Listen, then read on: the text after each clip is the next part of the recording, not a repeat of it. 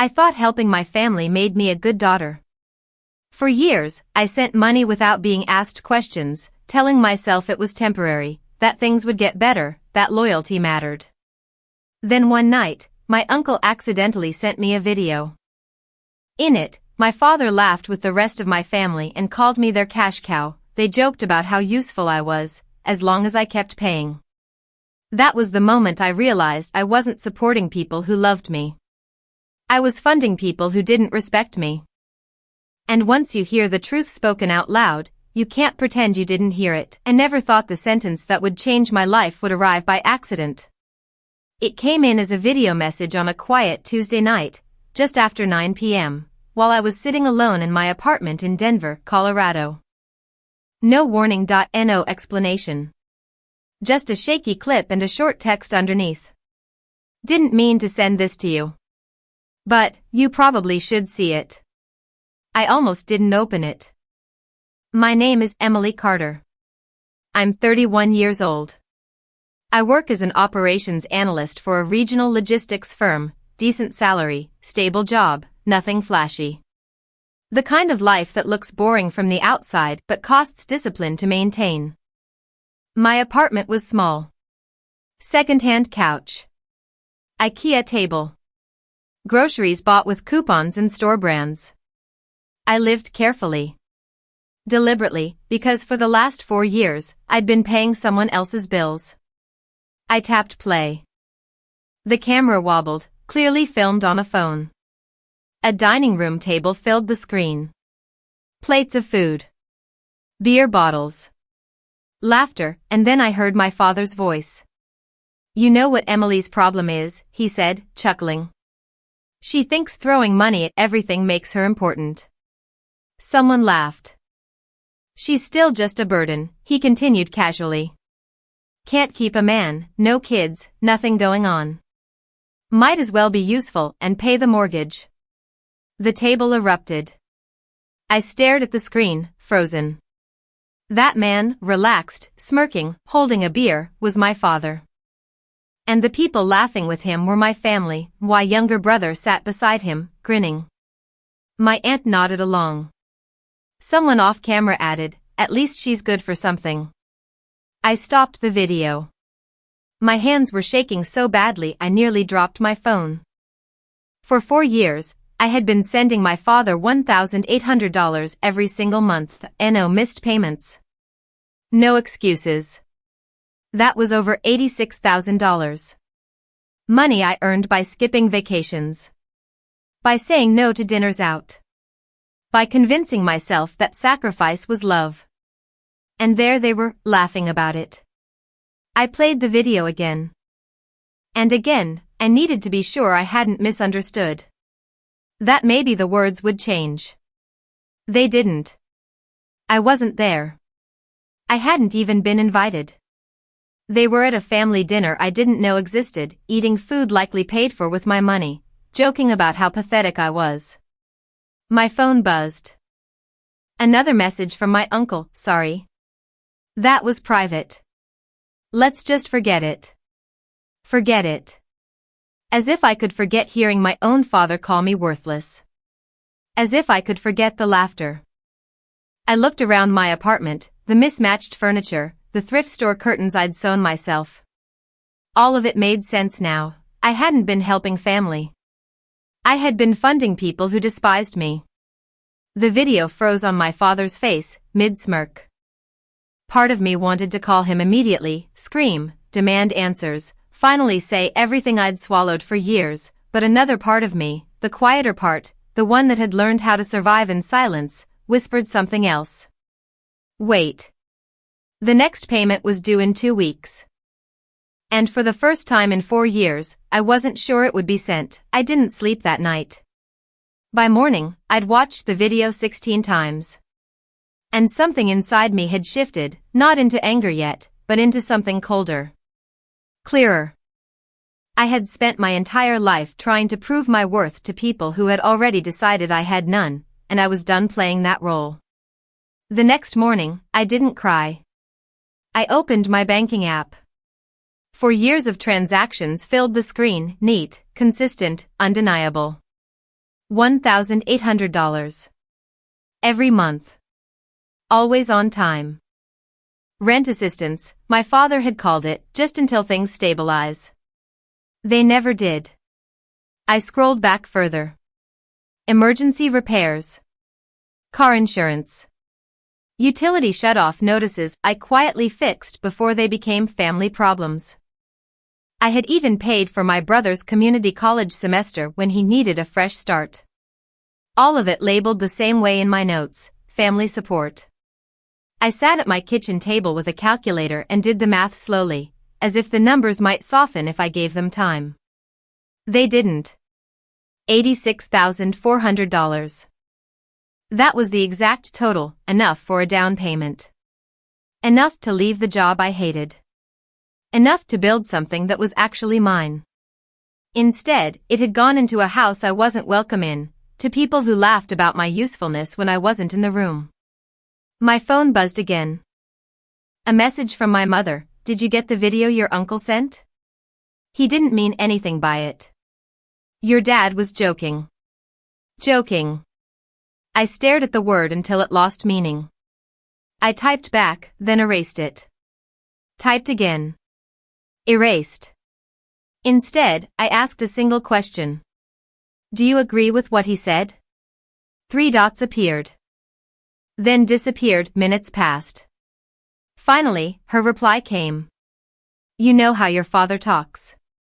He doesn't mean it literally. We're just grateful you're able to help. Grateful.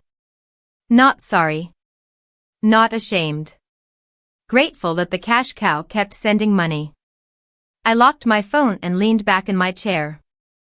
For years, I had confused being needed with being loved, remembered holidays where I arrived with groceries and gifts while my brother showed up empty-handed and still received praise. Phone calls that only came when bills were due. Silence when I needed anything in return. I had told myself it was temporary, that family went through phases. That loyalty would eventually be returned. But loyalty, I realized, only flows upward in families like mine. That afternoon, I went to work and did my job like normal. Answered emails. Attended meetings.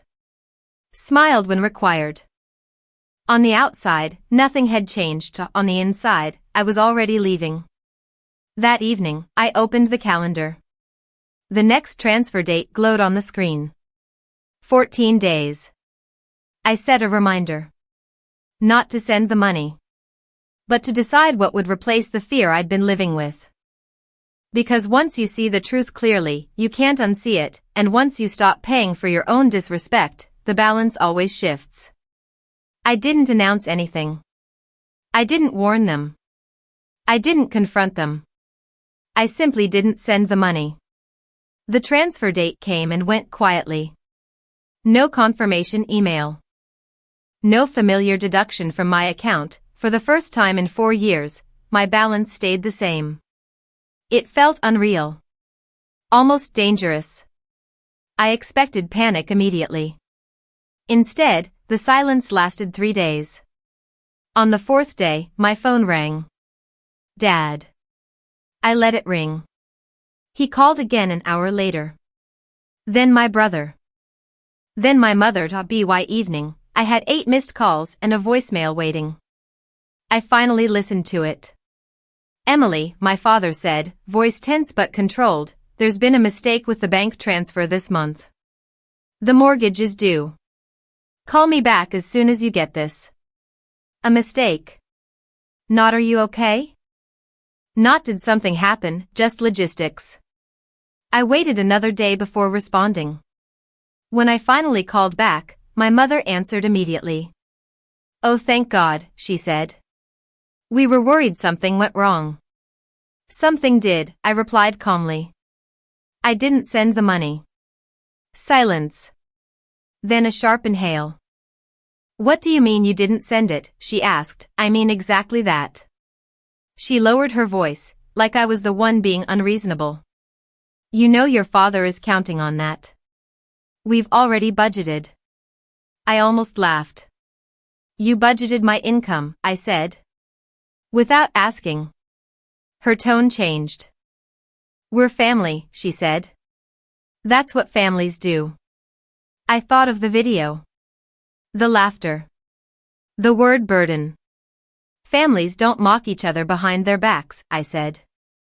She didn't deny it. Instead, she sighed. Your uncle shouldn't have sent that video, she said. That was private. Private cruelty. I felt something settle inside me, heavy, but solid. I'm not paying this month, I said. Or any month until we talk honestly. Her voice sharpened. Emily, don't do this, she warned. Your father will be furious. There it was. Not concern for me. Fear of him. I'm done being afraid, I said. I hung up.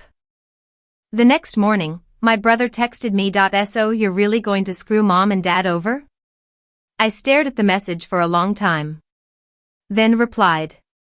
I'm not screwing anyone over. I'm just not paying anymore. His response came quickly. After everything they've done for you? That's cold. Cold. I remembered winter coats bought with my money, bills I paid quietly so no one else had to feel uncomfortable. I didn't reply. That afternoon, my father called again. This time, his voice wasn't calm. You think you can punish us, he snapped. After all we've done for you? I felt my hands shaking, not with fear, but with clarity. You called me a cash cow, I said. I heard it. The line went dead silent. Then he laughed. You're being dramatic, he said. You know I was joking. Joking. The same excuse. I won't be sending money anymore, I said. Not after that. His voice hardened. You owe us, he said. We raised you. I closed my eyes. No, I said. You raised a child. You don't get lifetime payments for that. He hung up on me. My phone stayed quiet after that. Too quiet. And that's when I knew something important. They weren't hurt. They were scrambling. Because the one person they never thought would stop, finally had. They didn't give up. They regrouped. 2 days after my father hung up on me, the messages started coming from every direction. Aunt Linda texted first. Your parents are under so much stress right now. You know how your father's health is. An hour later, my cousin followed. Families don't turn their backs on each other like this. You're breaking your mother's heart. By evening, I had been added to a group chat I hadn't spoken in for years. Family Matters, the name alone made my chest tighten. Messages flooded in. This isn't like you, Emily. You've always been the responsible one. Your parents sacrificed so much for you. Not one person asked how I was doing. Not one mentioned the video. Responsibility. That was the role they were trying to pull me back into. I muted the chat. The next morning, my father showed up at my apartment. Unannounced. I opened the door and immediately regretted it. He didn't look worried. He looked angry. So this is how you repay us, he demanded, stepping inside without waiting for an invitation. You stop paying and suddenly you're a victim? I crossed my arms. I heard what you said about me, I replied. That changes things. He waved his hand dismissively. Oh, grow up, he snapped. Men talk like that. You're too sensitive. Sensitive. The word that had excused everything my entire life. You laughed about me, I said. You called me useless. And you are, he shot back. Without us, you wouldn't be anything. That was the moment something clicked. Not anger, finality. I've given you over $80,000, I said evenly. You don't get to call me useless. His face darkened. That money belongs to this family, he said. You don't get to decide to stop. I laughed, short and sharp. I already did, I said. He stepped closer. You think you can survive without us, he sneered. You'll come crawling back. I met his eyes. I already survived with you, I said. This will be easier. He stared at me, stunned, not because he cared, but because control was slipping. He left without another word, slamming the door hard enough to rattle the frame, slid down against it and sat on the floor, heart racing. That afternoon, my mother called. Her voice was soft. Careful. Your father is beside himself, she said. Why are you doing this to him? I closed my eyes. Why didn't you stop him? I asked. Why didn't you defend me? She didn't answer. Instead, she whispered, you know how he is. And that was it. The excuse that had protected him for decades. I'm done, I said quietly. I'm not sending money anymore. And I'm not explaining myself again. She started to cry, you're tearing this family apart. No, I said. I'm stepping out of the role that held it together. When I hung up, the apartment felt strangely peaceful. For the first time, I wasn't bracing for the next demand. I wasn't waiting to be useful. I was finally standing on my own side. And somewhere deep down, I knew this wasn't over yet, because people who lose control don't let go quietly. The silence that followed wasn't loud. It was empty. No more calls demanding explanations. No more messages reminding me who I was supposed to be. At first, it felt unnatural, like stepping off a moving train and realizing the ground wasn't shaking anymore. Then the consequences arrived. 3 weeks after I stopped sending money, my brother called. Not to apologize. To ask. Dad's behind on the mortgage, he said bluntly. If the house goes into foreclosure, it's on you. I laughed softly. It's not, I said. It's on the people who depended on money they didn't earn. He cursed under his breath and hung up. That was the last time we spoke. My parents stopped pretending they cared about reconciliation once it became clear the money wasn't coming back. Cards stopped. Texts stopped. Silence became permanent. And something unexpected happened. My life got lighter. I paid off my own credit card. I booked my first real vacation. I started saying no without explaining myself. The guilt didn't disappear overnight. Some nights I still replayed the video, my father laughing, the word cash cow hanging in the air. But now, it didn't hurt the same way. It reminded me why I left. 6 months later, I ran into my uncle, the one who sent the video, at a grocery store. He looked uncomfortable. I didn't mean to blow things up, he said. You didn't, I replied. You showed me the truth. He nodded slowly. They're struggling, he added. Your dad's not handling it well. I felt no satisfaction, just distance. I hope they figure it out, I said honestly. But I won't be funding it. That night, I sat in my apartment, the same one, but it felt different now. The couch still didn't match the table. But everything in it belonged to me. I realized something important. I had confused obligation with love, silence with peace. Sacrifice with worth. I wasn't their cash cow. I was their safety net. And I chose to walk away. Not out of revenge. Out of self-respect. Because love that requires you to disappear is not love. And family that only values you for what you provide is not family at all.